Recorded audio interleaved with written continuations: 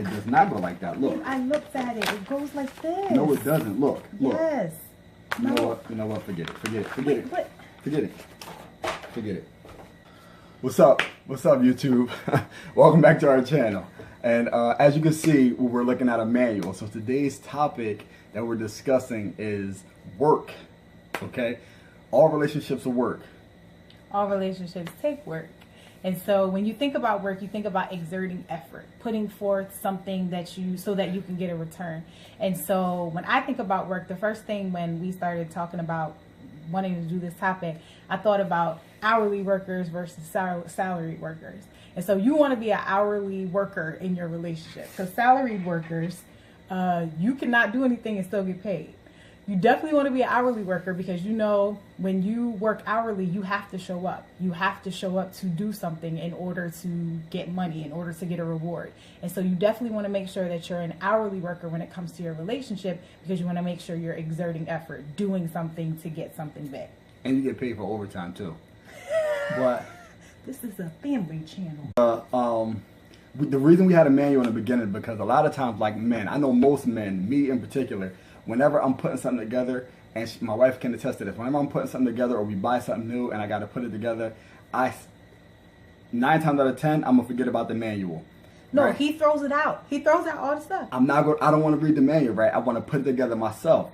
I just want to look at the box and say, okay, look, I know this is how it's supposed to look, and now my job is to get it to look like that. Okay, a lot of times men, we do that, or people, we do that, right? We don't want to read the instructions, okay?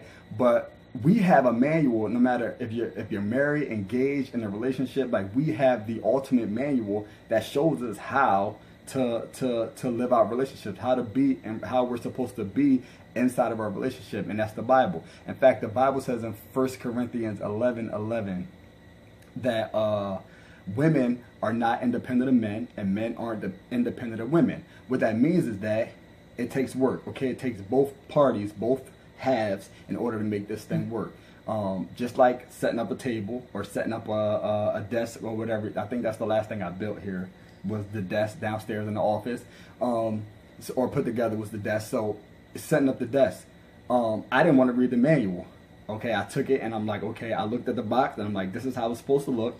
Okay, and I went away from the manual, and it took me to put that desk together. It took me about a lot longer than I wanted it to take, a lot longer than I thought it was going to take. So eventually I had to go back to the manual. Okay, a lot of times in relationships we think we know how it works. Okay, we just we want to dive right into it instead of reading the owner's manual. Okay, the Bible tells us how we're supposed to be, how relationships are supposed to be, how we're supposed to be towards one another, how we're supposed to love one another, right? How we're supposed to submit to one another. So the Bible is essentially our ultimate manual. But a lot of times we as humans, we tend to shy away from it. Because we have all these distractions in the world that tell us maybe how we're supposed to treat one another. And so the world says, well, if your man does something that bothers you, forgive him, get a new one. Or do something back, or try to manipulate him, which is a big one for women in terms of maybe we can figure out a way to maybe get him to do what we want him to do. So we'll try to control him or try to do something. And that's not how we're supposed to operate, right? We're supposed to be operating in love, operating in kindness. We're not supposed to be holding grudges. We're supposed to be loving one another, and each day being a new day, not going to bed angry, not letting the sun go down on your anger. So there's all these things that the Bible tells us directly, and you don't have to guess. It's not figurative language. It's not maybe it's this, maybe it's that. It's very clear. You're supposed to love unconditionally. You're supposed to put your partner, put your husband or your wife before yourself. Just all these things, and the instructions are clear. And so we just want to talk about the manual, right? And be clear about that, because it's all there for you. Right. And even if you're a non-believer, right? Even if you don't have a faith that you practice, if you're a non-believer, right? It still takes work. Right? There's still something that you have to learn from, because a lot of people think, or a lot of people go into relationships and they think, like I said before, they could just dive right into it and kind of learn as they go. But sometimes that could be detrimental to the relationship, right? And they can end up hurting it more than it helps it, right? It's an old saying that anything worth having is worth fighting for, right? So when we fight, when we're in a relationship, when I commit myself to someone, or when I give myself to someone, what I'm saying is that I trust you with my all. I trust you with my heart.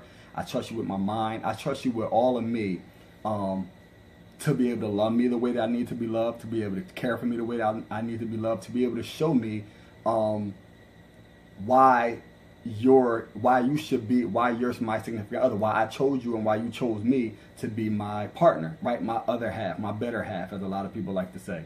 So we give ourselves to the other person, and that person has to work for our love, work to prove to us that they're worthy of our love, and vice versa. So we have to continually work to show our significant other, to show our partner that we love them, right? That the relationship means as much to us as we say it means, right? Because a lot of times actions speak louder than words. So if I'm working my tail off for my wife, for my marriage, then she knows and she sees that, okay, he's putting forth an ultimate effort. And then we can read the manual together, because I don't know everything, right? And going back to that example with the box situation, if I'm looking at a box, if I'm building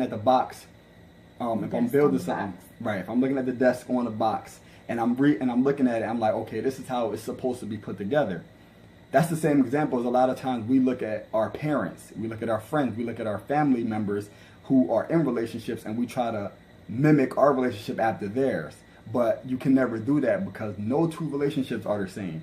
Every relationship is unique, no matter who it is, or matter what you may have similarities to another relationship or someone else's marriage, but your individual situation, your individual relationship is unique to itself. It's not the same as no other relationship. So you can look at another relationship and say, okay, I'm going to try to take some of the things that they do or do some of the things that they do, but you're still going to have to learn on your own.